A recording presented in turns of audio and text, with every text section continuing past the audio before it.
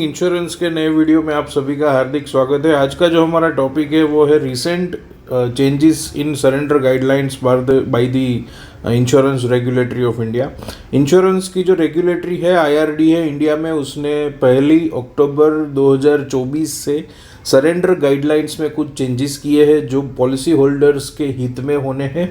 और ये गाइडलाइंस क्या कहती है, क्या है उसके नियम, ये जानते हैं हमारे आज के इस वीडियो में। चलिए शुरू करते हैं।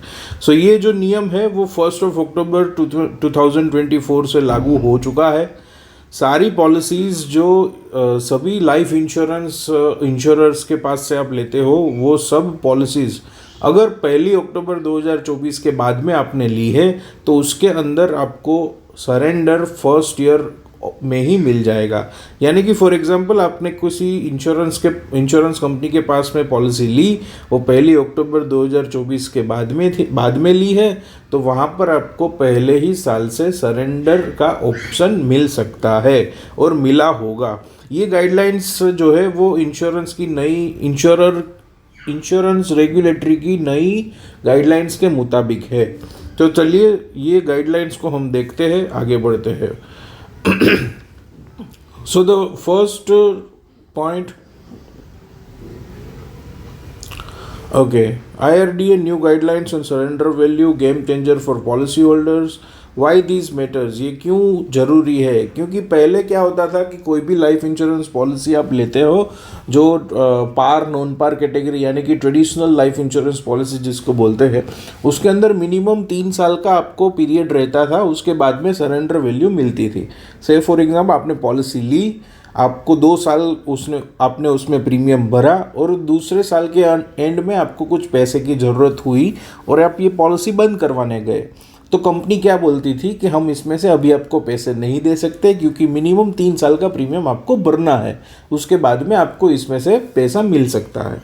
ये जो गाइडलाइन है वो पहले इस तरीके से था कि 3 साल मिनिमम प्रीमियम भरना पड़ेगा, उसके बाद में आपको वहाँ पर सरेंडर वैल्यू मिल सकता है।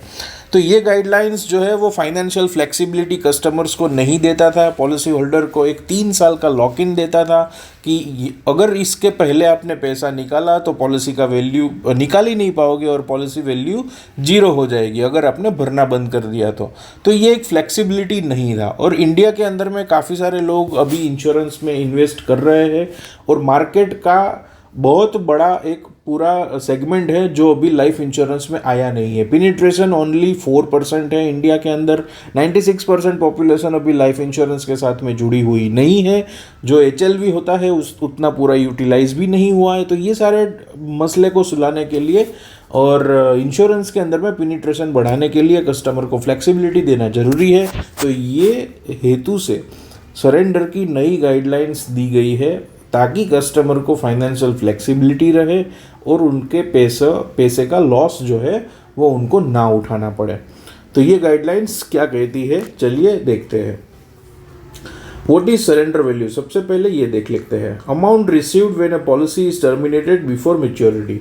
आपकी पॉलिसी अभी मैच्योर नहीं हुई है, 30 साल की आपकी पॉलिसी है, अभी ये 30 साल जैसे ख़त्म होगा उसके बाद में जो मिलेगा उसको बोलते हैं मैच्योरिटी वैल्यू। लेकिन आपको दूसरे साल में कुछ पैसा चाहिए, से फॉर एग्जांपल आपको पैसे की ज़रूरत पड़ गई, सेकेंड ईयर में आप आए और आपने बोला कि मेरे यहाँ पर 2 साल 100 रुपये मैंने भरा है, तो 200 रुपये मैंने भरा है, मुझे ये 200 रुपये की ज़रूरत है, इसमें से जो भी होता है मुझे कुछ ना कुछ दे दो। तो पहले कंपनी बोलती थी कि साहब ये 200 रुपये में से अभी तो आपको कुछ नहीं मिलेगा क्योंकि आपको मिनिमम 3 साल भरना है, तो आप तीसरे साल का प्रीमियम भरिए, उसके बाद में हम आपको कुछ ना कुछ दे पाएंगे। लेकिन अभी ये नई गाइडलाइंस आ गई जो बोल रही है कि पहले साल के प्रीमियम यानी कि पहला ये 100 रुपये भरा, उसके बाद में भी कुछ ना कुछ रुपए आपको अगर चाहिए इमरजेंसी के तौर के ऊपर या कोई भी रीज़न के वजह से, तो हम आपको दे देंगे। तो ये जो है ये अच्छी बात है कि ये 100 रुपये में से मान लो कि अगर किसी 50 रुपये का भी सरेंडर वैल्यू निकला, 45 रुपीज़ का भी निकला या 35 रुपीज़ का भी निकला, तो भी आपको कोई लॉस नहीं, मतलब कि अगर इसमें से कुछ ना कुछ अगर पैसा आपको मिलेगा तो आपकी जो इमरजेंसी है, कस्टमर की जो इमरजेंसी है, वो यहाँ पर कहीं ना कहीं कैटर की जाएगी। New rules ensure a fair refund after paying 1 year premium, benefits policy holder in emergency. ये बेनिफिट केवल इमरजेंसी के लिए ही हमको यूज़ में आ सकता है, क्योंकि खामखा को तो कोई 100 रुपये का 20 रुपये नहीं करवाएगा ना। अगर कुछ पैसे की ज़रूरत होगी तभी तो ये नुकसान में से भी पैसा उठाएगा। यहाँ पर दूसरा भी रास्ता है जो आगे चल करके हम वीडियो में यूज़ उसका समझेंगे। Old versus new guidelines quickly देख लेते हैं। पहले 3 साल का पीरियड था, अभी पहले ही साल में सरेंडर वैल्यू मिल जाएगी। यहाँ पर लिक्विडिटी नहीं थी, अब यहाँ पर आपको लिक्विडिटी मिल सकती है। और ये याद रखिएगा कब से ये चालू हुआ, 1 अक्टूबर 2024, यानी कि अक्टूबर, नवंबर, दिसंबर, जनवरी, ऑलमोस्ट 4 महीना अभी हो चुका है। ये गाइडलाइंस ऑलरेडी एप्लीकेबल हो चुकी है। Why surrender isn't the best choice. अभी आते हैं ये मुद्दे के ऊपर। सरेंडर जो है वो एक अच्छी चॉइस नहीं है। क्यों? क्योंकि आपको 100 रुपये भरने के बाद में 20 रुपये या 25 रुपये या 35 रुपये या 45 रुपये मिल रहा है। आपका तो 100 रुपया का प्रीमियम भरा है, आपको पैसे की ज़रूरत है और आप पहले ही साल में इसको सरेंडर कर रहे हो, तो आपको ये 20 से लेकर के 45 से लेकर के 70, मान लो 70 रुपये भी दे दिया तो भी 30 रुपये का नुकसान हो गया है, राइट।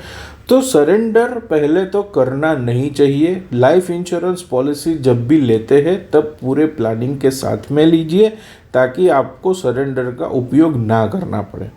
और अगर फिर भी ऐसा कोई परिस्थिति आ गया, कुछ ऐसा कंडीशन आ गया कि सरेंडर करना पड़ सकता है, तो यहाँ पर मैं सजेस्ट करता हूँ आपको लोन की, आप पॉलिसी लोन के बारे में सोचिए। जी हाँ, ये पॉलिसी लोन क्या है? तो कि ये जो आपने 100 रुपया भरा है कंपनी के पास, ये जमा है।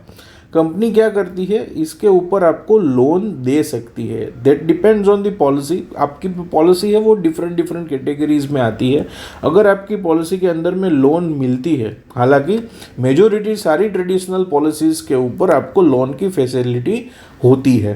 तो ये जो 100 रुपये आपने कंपनी के पास जमा किया है, उसके ऊपर कंपनी लोन भी आपको दे देगी।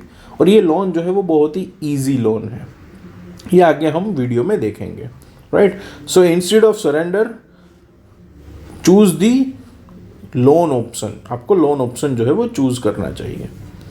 Surrender versus policy loan coverage क्या होता है? सरेंडर करोगे तो आपका कवर जो है वो 0 हो जाएगा, और अगर लोन रखोगे तो कवरेज कुछ ना कुछ चालू रहेगा। फ्लेक्सिबिलिटी, इसमें कुछ भी फ्लेक्सिबिलिटी नहीं है सरेंडर करने में। यहाँ पर आपको फ्लेक्सिबिलिटी है, पैसा भी मिलता रहेगा, कवरेज भी चालू रहेगा, प्लान भी चालू रहेगा। ये ऑप्शन जो है वो सरेंडर ऑप्शन से बेटर है।